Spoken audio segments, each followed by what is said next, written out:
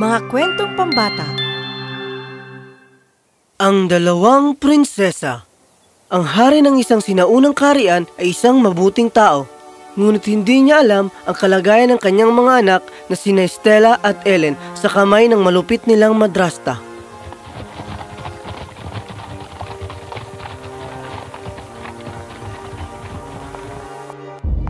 Huwag mong galawin yan, pasaway na bata.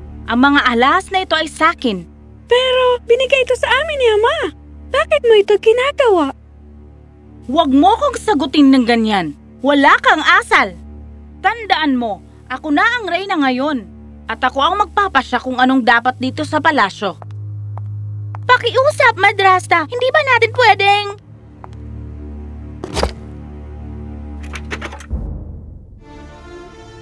Tahimik! Manatili kayo sa kwartong ito at huwag niyong tangkaing lumabas. Ayoko makita ang inyong mga muka. Ito ay hindi patas. Kailangan nating sabihin ito kay Ama pagbalik niya. Pero hindi siya nakikinig sa atin. Palagi niyang kinakampihan si madrasta. Kaya ano pa bang ginagawa natin dito? Wala namang nagmamalasakit sa atin sa palasyo. Tama ka! Panahon na para iwanan natin ang lugar na ito at magkaroon ng sariling buhay. Huwag kang mag-alala, Stella. Makakaya natin to. Hindi natin kailangan ng mga alas ni madrasa ang kanyang pagtanggap. Magkasama tayo at iyon ang mahalaga. Salamat, Ellen. Tama ka. Lumabas tayo at gumawa ng sarili nating kapalaran. Kaya't umalis ang dalawang prinsesa. Pumasok sila sa kailaliman ng gubat at narating nila ang kakaibang lugar. Ang lalaki ng mga pinto. Siguradong pag-aari ito ng isang ogre. Ang parehong ogre na nagpapahirap sa ating mga tao. Sa palagay mo? Pumasok ang mga prinsesa sa palasyo. Wala ni isang tao sa paligid. Ang palasyong ito ay tiyak na pag-aari ng ogre at ng kanyang asawa. Ito ang pagkakataon natin na alisin sila sa ating bayan. Huwag kang magbiro, Stella. Paano natin lalabanan ng dalawang ogre? Sa paggamit ng sarili nilang lakas laban sa kanila, maniwala ka. Napansin mo ba na wala sila kahit isang pugon sa palasyo? Oo. At napansin mo ba ang mga puno sa paligid dito? Oo, may... Oh! Mga umuusok na pine cone? Kaya, hindi nila gusto ang apoy at... Bibigyan natin sila ng maraming usok. Hindi tayo mga prinsesa para sa wala. Tara na!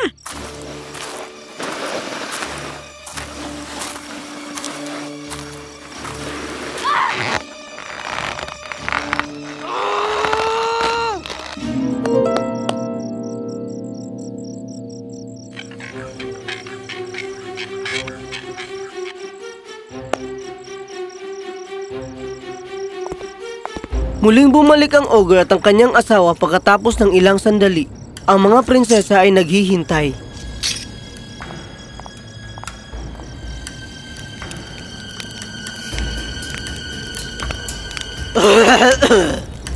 Ano itong amoy na ito? Apoy? Nakatali ang pako!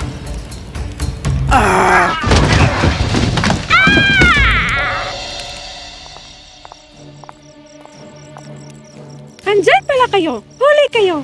Ang aming hukbo ay paparating na. Kapag dinala ka namin sa palasyo, pipigyan ka ng parosang napakatindi at napakalupit na... Pakawalan niyo kami! Pakawalan niyo kami! Hindi na namin kayang usok. Babalik na kami sa aming lupa sa ilalim ng ilog. Pinapangako namin na hindi na kami babalik sa inyong kaharian. Paano kami magtitiwala sa inyo? Paano namin masisiguro na kung pakawalan namin kayo na di niyo kami sasaktan? Hindi namin kayo maaatake habang may apoy sa inyong mga kamay! Nakikita niyo ba ang salamin doon? Ito ang daan papunta sa amin. Papasok kami doon. Sirain niyo ang salamin at hindi na kayo makakabalik dito magpakailanman. Inisip ng mga prinsesa kung maaari nilang pagkatiwalaan ng ogre, ngunit wala silang ibang pagpipilian. Wala silang hukbo at hindi magtatagal ang apoy. Kaya't dinala nila ang salamin at nagsimula nang pumasok ang ogre at ang kanyang asawa dito.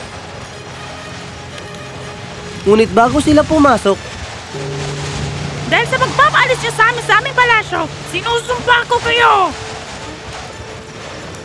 Na balang araw, maghihiwalay kayo. Isa sa inyo ay makakalimutan ng isa.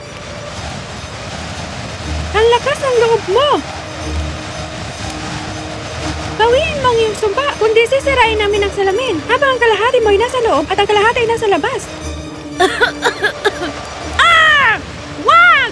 Wag! Sige! Ang isang makakalimutan ay makakaalala lamang kapag niyakap na siya ng isa. Teka! Teka! nagsimulang manirahan ang mga prinsesa sa palasyo ng ogre sa kagubatan. Dumating ang ilang buwan at mabilis na nalimutan nila ang sumpa ng ogres. Ngunit isang araw, Kita tayo mamayang gabi. Ito ang pananghalian mo. Ingat ka!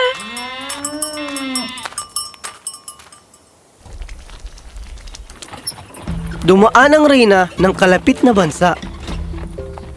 Isang palasyo? Sa gitna ng kagubatan? Tigil! Kamahalan, humingi po ako ng paumanhin. Ngunit hindi po mabuting huminto tayo dito. Hindi natin alam kung kanino itong palasyo. Tingnan mo kung gaano ito kaayos at nakakaanyaya. Ang puno, ang ibon, ay mukhang malusog at masaya. Mukhang hindi naman ito mapanganib. Tara na!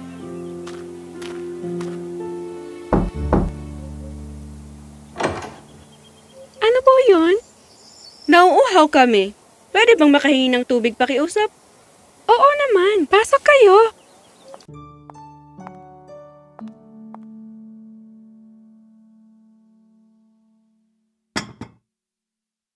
Sino ka? At anong ginagawa mo sa gubat na ito ng mag-isa? Sa sandaling itinanong ng reyna ito kay Prinsesa Estela, naghanap ang sumpa ng ogris at nawala ang lahat ng alaala ng prinsesa. Kung sino siya, paano siya napunta sa palasyong ito at ng kanyang kapatid. Hindi. Hindi ko alam. Ano? Ayos ka lang ba? Ano bang nangyayari? Maniwala ka. Hindi ko talaga maalala ang pangalan ko. Sino ako? Wala. Huwag kang mag-alala, mahal. Hindi ligtas na manatili ka rito ng mag-isa. Sumama ka sa akin sa aming kaharian at tutulungan ka namin. Halina. Kaya't dinala ng reyna ang prinsesa at nagtungo sa kanyang kaharian. Maraming buwan ang nakalipas, hindi na maalala ni Prinsesa Estela ang anuman sa kanyang nakaraan. Ngunit ang kanyang asal at kilos ay nagpahanga sa lahat ng tao sa palasyo. Samantala, nang bumalik si Prinsesa Ellen nung gabing iyon, siya'y nagulat nang makitang wala ng tao sa palasyo. Stella? Stella! Stella! Oh, nagkatotoo nga ang sumpa ng ogresa. Saan? Saan siya nagpunta? Paano ko siya mahahanap? Hindi ako susuko. Siguradong may palatandaan tungkol sa kanya.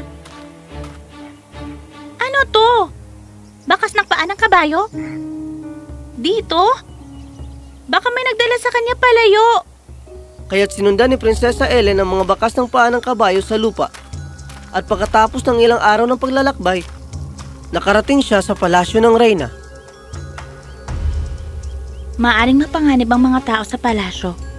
Hindi ako pwedeng bastang pumasok lang doon at magtanong tungkol sa aking kapatid. Kailangan kong magtago. Nakakita siya ng isang kuwebang malapit sa gubat at doon siya nanirahan. Pumapasok siya sa lungsod at inoobserbahan ang palasyo at ang kaharian. Umaasa na may marinig o makitang bagay na magbibigay sa kanya ng palatandaan tungkol sa kanyang kapatid. Samantala, ang reyna ay masigasig na ipakasal ang kanyang panganay na anak kay Prinsesa Estela. Alam kong gustong gawin ito ni Ina, ngunit sana ay huwag mong biglayin ang iyong desisyon. Tinitiyak kong hindi ka pipilitin kung hindi mo nais magpakasal sa akin. Nagbunga ang pasensya ni Prinsesa Ellen. May isang lawa sa gubat kung saan lumalago ang magandang lutos. Mahal na mahal ito ng reyna at madalas siyang pumunta sa lawa. Isang araw, dinala niya si Prinsesa Estela at isinama. Tingnan mo ang magandang lawa na ito, mahal. Oh, ang ganda ng lugar na ito. Sigurado ako na ang kahusayan at katahimikan nito ay magpapagaan sa iyong pakiramdam. Halika. Oh, Stella! Stel! Hindi! Teka! Bakit mukha kang nawawala at nababahala, Stella? Nasa panganib ka ba, mahal? Huwag kang mag-alala. Narito na ako ngayon. Kamahalan, ang tanghalian ay handa na. Oh, si Stella pala ay kasama ng reyna ng kaharian na to. Siya ay nasa loob ng palasyo. Naghintay ang prinsesa hanggang mag-uumaga. At saka siya pumasok ng lihim sa palasyo upang hanapin ang kanyang kapatid. Sinong nandyan? Sinong nandyan? Matagal na panahon ang lumipas habang ang prinsesa ay umaakyat sa balkonahe.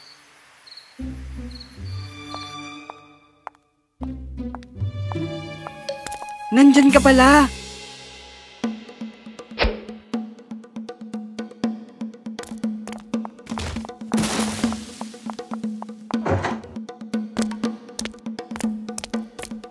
Ano ang nangyayari?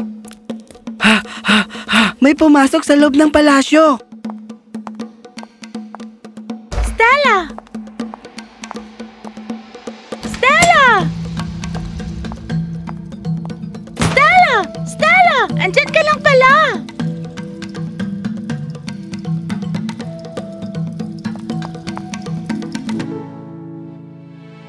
Ellen! Ikaw! Ayos ka lang ba? Ano ba talaga ang nangyayari? Ang mga prinsesa ay kwento ang lahat sa reyna at mga prinsipe. Naging napakabuti, matyaga at mabait kayo sa akin. Salamat. Ano pa ang hahanapin ko sa isang asawa? Palagi kong pinapangarap na magkaroon ng katuwang sa buhay na rerespetuhin ko. Kagaya mo, na matapang. Ang pagmamahal mo sa iyong kapatid. Pwede mo ba akong pakasalan? Natuwa ang reyna habang nagaganap ang kasalan. Ang mag-asawa'y namuhay ng may perpektong kasiyahan habang buhay.